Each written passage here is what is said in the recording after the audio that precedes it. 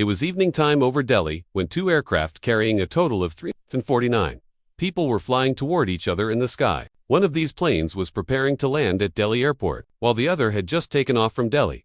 Both pilots were receiving instructions from the same air traffic controller, and a vertical separation of 1,000 feet had been maintained between them. But something went terribly wrong. The two aircraft, which were supposed to safely cross each other with that altitude gap, collided mid-air.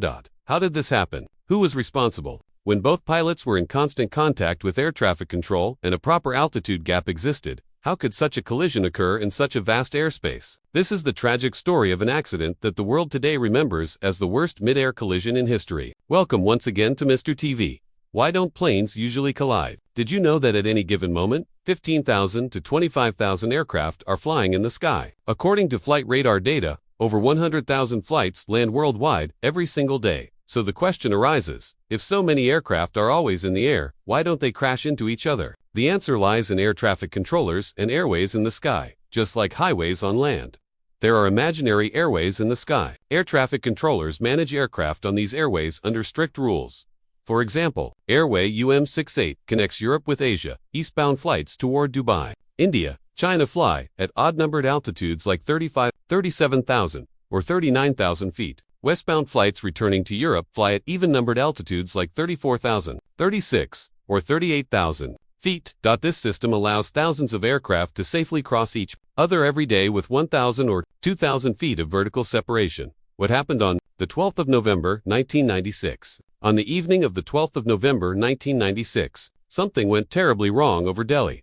One aircraft was a Kazakhstan Airlines a charter flight carrying 27 passengers and 10 crew members, mostly merchants traveling to India for trade. It had taken off from Shimkin International Airport and was scheduled to land in Delhi after a 3.5-hour journey. The second aircraft was a Saudi Airlines Boeing 747, carrying 312 people, mostly Indian workers, returning to Jeddah after visiting home. These two flights had different origins and different destinations. They were never meant to meet. Yet, within a few hours, all 349 people on board were about to lose their lives. The critical point, Lumka waypoint at 6:23 p.m. The Kazakhstan Airlines flight reached the Lumka waypoint, an imaginary intersection in the sky similar to a road junction. At the same time, the Saudi Airlines Boeing 747 had taken off from Delhi at 6:32 p.m. Both aircraft were now flying on the Delhi Star route and were being controlled by the same air traffic controller, VK Dutta. His responsibility was to keep the two aircraft at different altitudes so they would pass safely.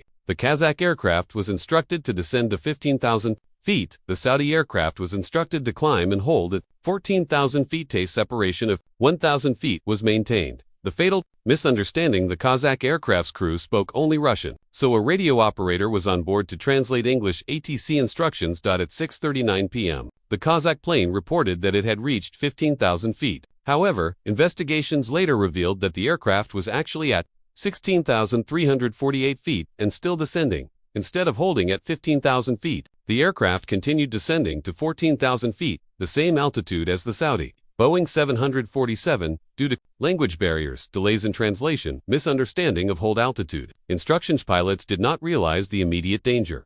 Seconds later, a U.S. Air Force cargo aircraft nearby reported seeing a massive explosion in the sky. Both planes had collided. The collision, the left wing of the Kazakh aircraft struck the left wing of the Saudi Boeing 747.